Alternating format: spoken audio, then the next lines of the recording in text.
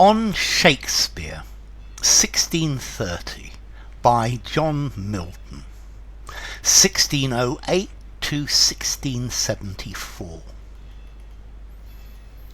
What needs my Shakespeare for his honoured bones? The labour of an age in pilèd stones, or that his hallowed relics should be hid under a star-ypointing pyramid?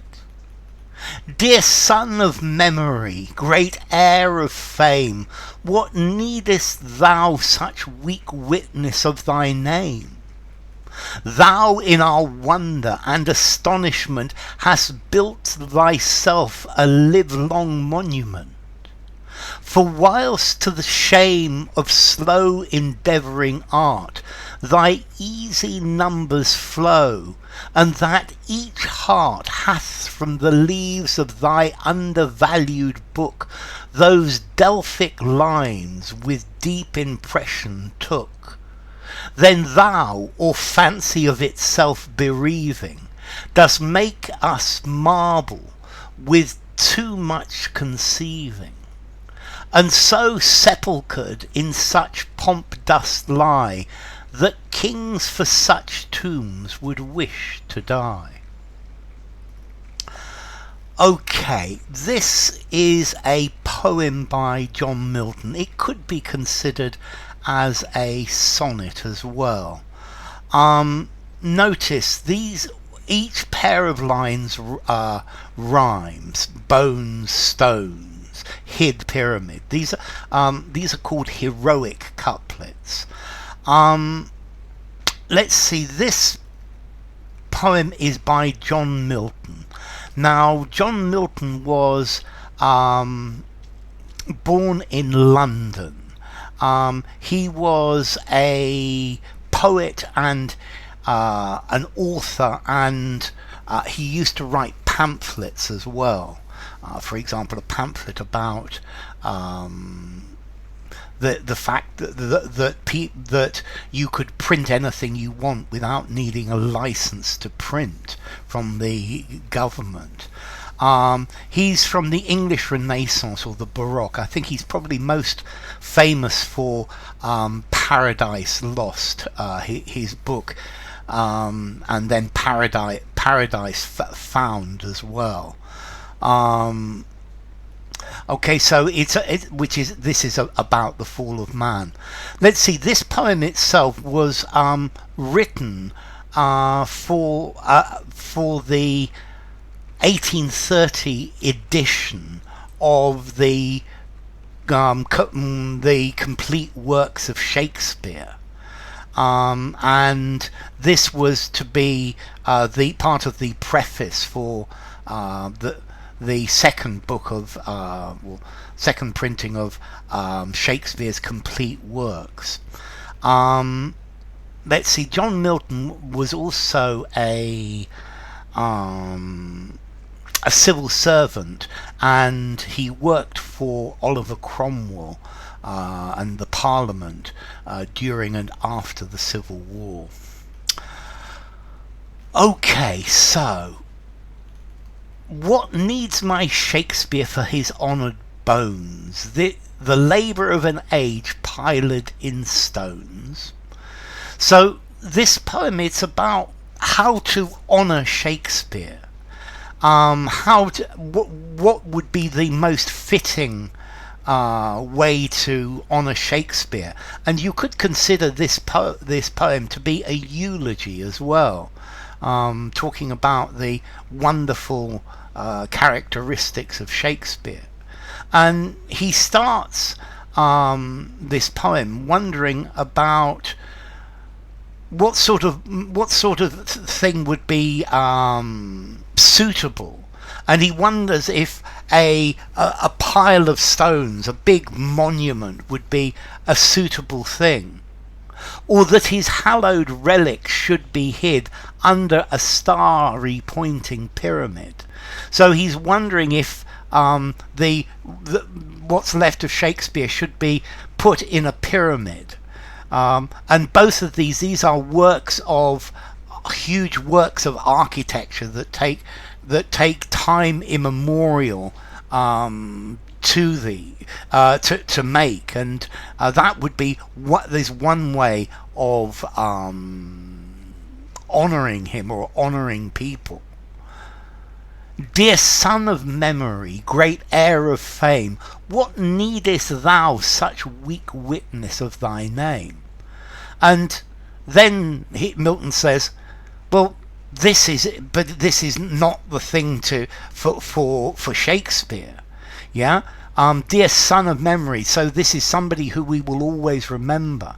This is somebody who has great fame. Why would you need such a poor witness, such a poor remembrance of your name? There's a huge monument. This is a very poor way to remember you.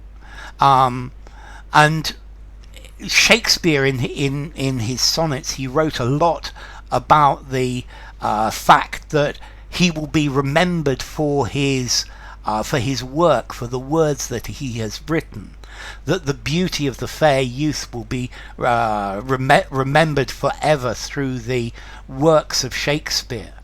And I think here Milton is saying that a huge stone monument, this is not the right thing for you. This would be a very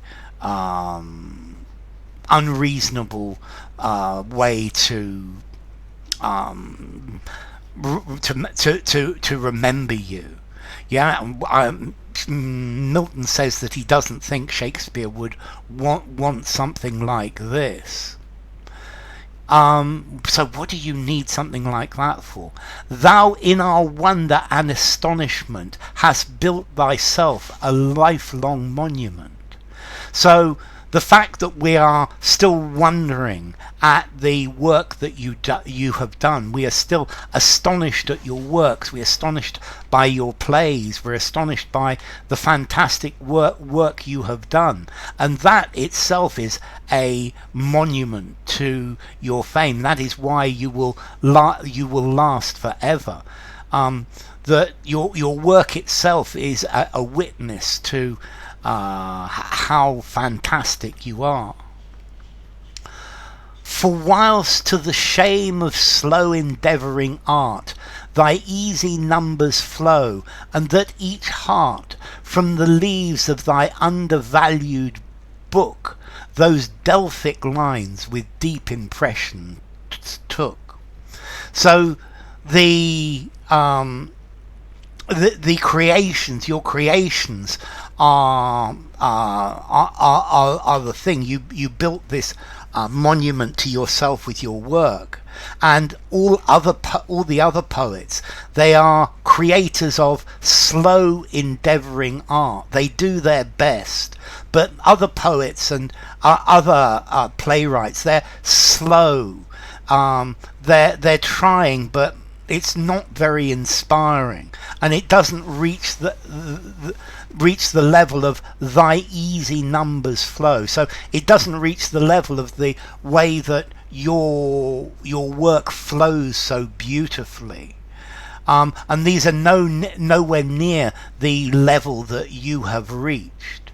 And that each heart hath from the leaves of thy undervalued book those Delphic lines with deep impressions took.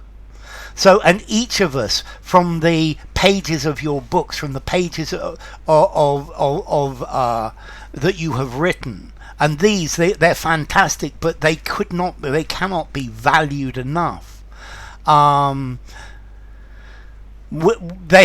People have taken their own impression from these Delphic lines.